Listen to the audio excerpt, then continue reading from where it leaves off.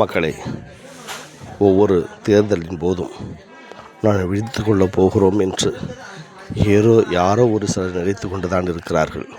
ஏனால் நம்ம மக்கள் 99 விழுக்காடு இன்னும் விழிக்காமல் தான் இருக்கிறார்கள். ஏதோ ஒரு சூழ்நிலைகளுக்காக, ஏதோ ஒரு அடிமைத்தனத்தோடு தான் இந்த வாழ்க்கை முறை அமைந்து கொண்டு தொடர்ந்து இருக்கிறது.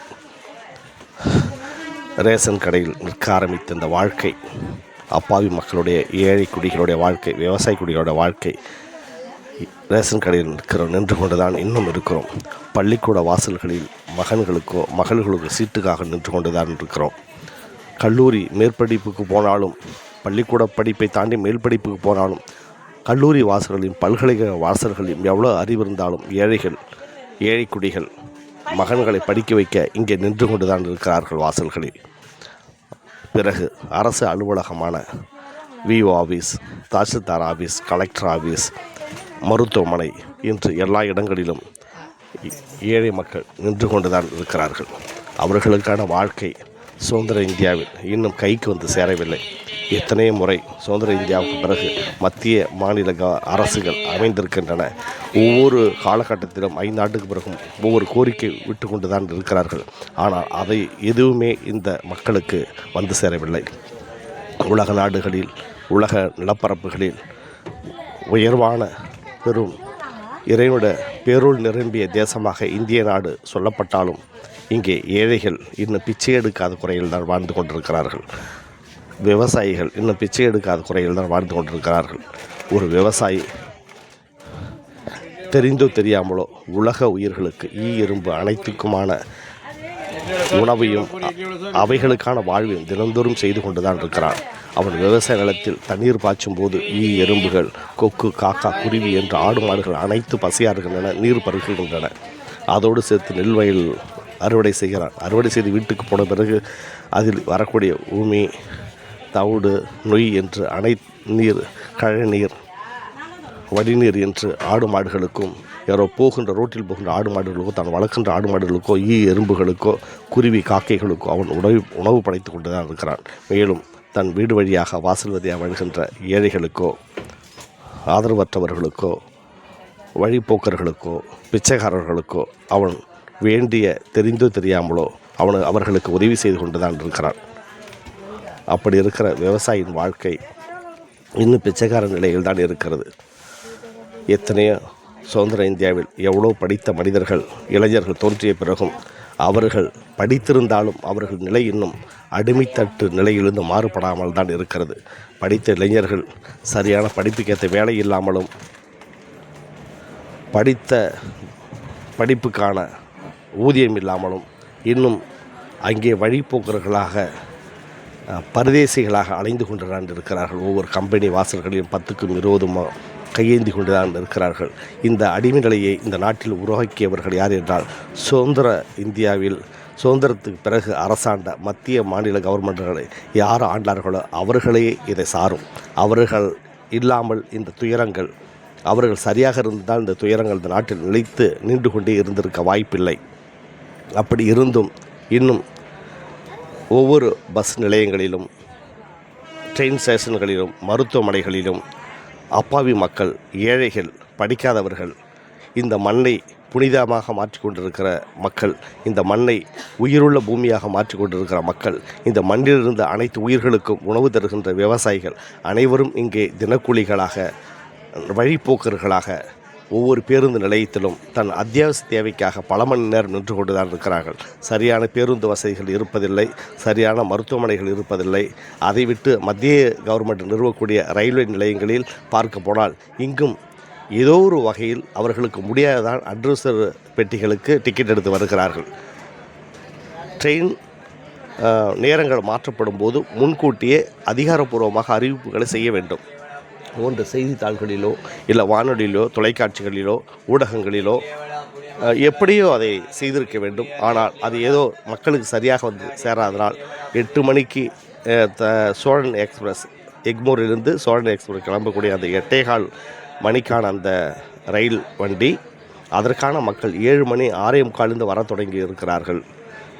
வந்து பிளாட்ஃபார்ம் மேல் கூரை இல்லாத அந்த நிழல் இல்லாமல் அந்த வெயிலில் தான் நின்று கொண்டிருக்கிறார்கள்.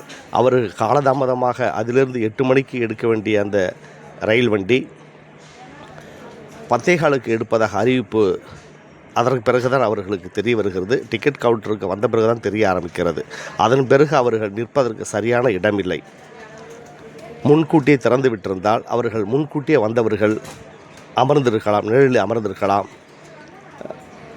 ஒரு இடிபாடு இல்லாமல் இந்த போக்குவரத்து ரிசர்வேஷன் செய்யாத அன்ரிசர்வ்டு வரக்கூடிய மக்களுக்கு ஒரு பாதுகாப்பான பயணமாக இருந்திருக்கும்.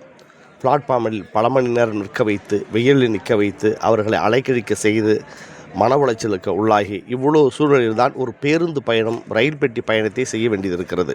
டிக்கெட்டு எடுத்தும் இந்த நிலைப்பாடு தான் இந்த நாட்டில் நிலைத்து கொண்டிருக்கிறது.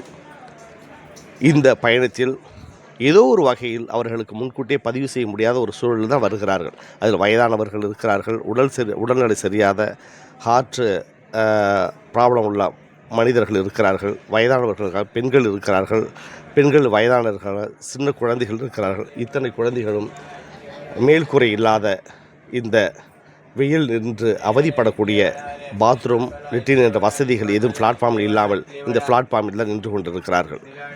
இவர்களுக்கு என்ன பாதுகாப்பு இந்த நாட்டில்? இன்று 21ஆம் நூற்றாண்டு நடந்து கொண்டிருக்கிறது. சுதந்திர இந்தியா என்று சொல்லக்கூடிய 75 ஆண்டுகளை தாண்டிவிட்டது. இன்னும் எங்கே இந்த மக்களுக்கான சுதந்திரம் யார் கையில் இருக்கிறது?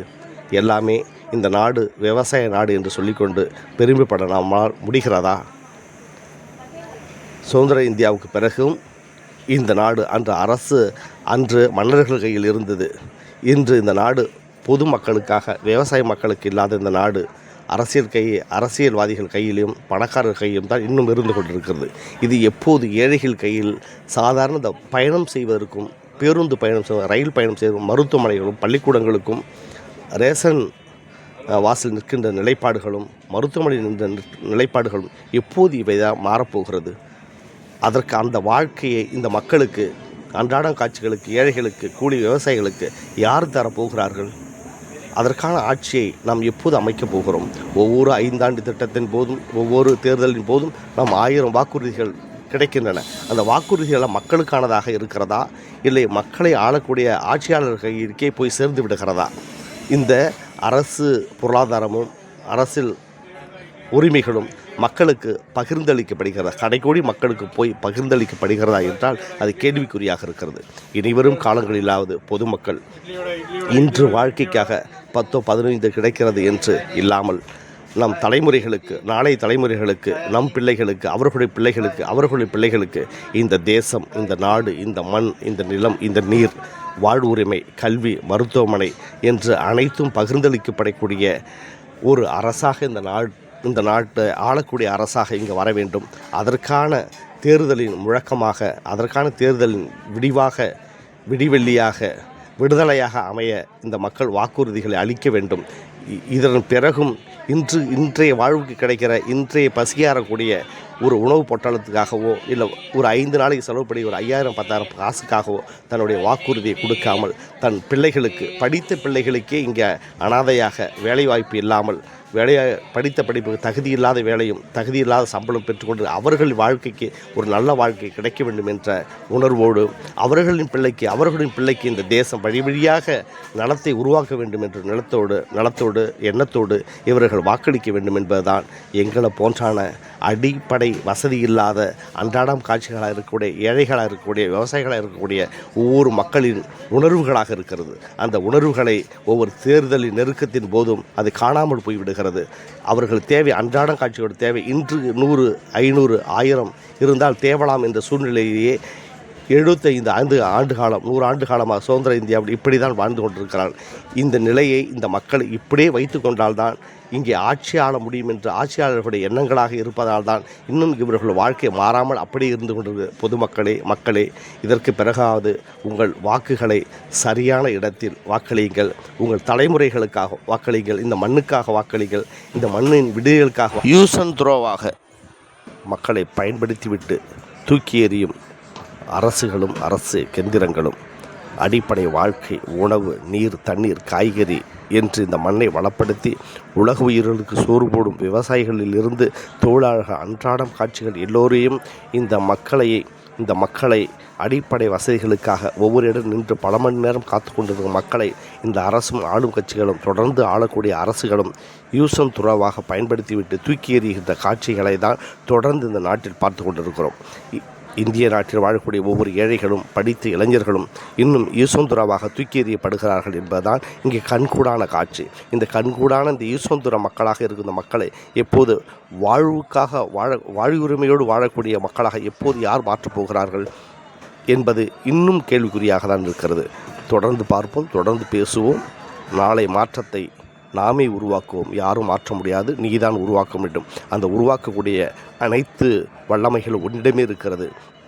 உன்னை நீ உணராத வரை, உன் உரிமைகளை நீ கேட்காத வரை, உனக்காக நீ போராடாத வரை, உன் உரிமைகளை சரியான முறையில் பயன்படுத்தாவரை உன் வாழ்க்கை அல்ல, உன் மனைவி மக்கள் வாழ்க்கை அல்ல, உன் தலைமுறைக்கான வாழ்வும் இந்த மண்ணில் இன்னும் பல ஆயிரம் வருஷம் ஆனாலும் அது அப்படியே தான் இருக்கும் என்பதை உணர்ந்து கொண்டு வாக்காள மக்கள் சரியான அரசை தேர்வு செய்து சரியான ஆளுங்கட்சிகளை உருவாக்கி சரியான வாக்கை அளித்து இந்த மக்களை, இந்த மண்ணை, இந்த ஏழைகளை, இந்த மண்ணில் இருக்கக்கூடிய அனைத்து வகையான செல்வங்களையும் உரிமைகளையும் வாழ்வையும் அடிப்படை தேவைகளையும் மருத்துவமனை, கல்வி நிலையங்கள் என்று அனைத்தையும் பகிர்ந்தளிக்கக்கூடிய கடைகோடி ஏழைக்கும் சென்றடையக்கூடிய ஒரு ஆட்சியை அமைக்க அனைத்து மக்களும் முன்வர வேண்டும் என்பதுதான் எங்களுடைய இறுதிக்கட்ட இதற்கான ஒரு முழக்கமாக இருக்கிறது. அரசியலுக்கான இறுதிக்கட்ட முழக்கமாக இருக்கிறது. அது நமக்கு விடிவெள்ளி முழக்கமாக இருக்க வேண்டும், விடியலுக்கான முழக்கமாக இருக்க வேண்டும் என்பதுதான் மக்களை நீங்கள் உணர வேண்டும்.